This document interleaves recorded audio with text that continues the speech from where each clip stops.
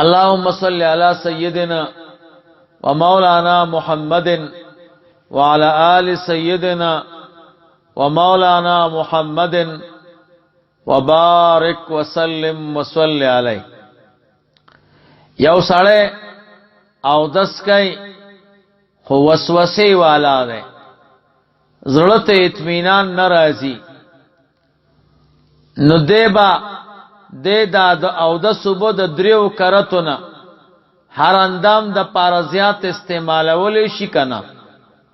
نو جواب څوک چې مریض وي ذهني او د دریو کرتو باندې اطمینان نه راته، نو تر وو کرتو پورې هر اندام وینځل شي، د وو کرتو نه زیات نه.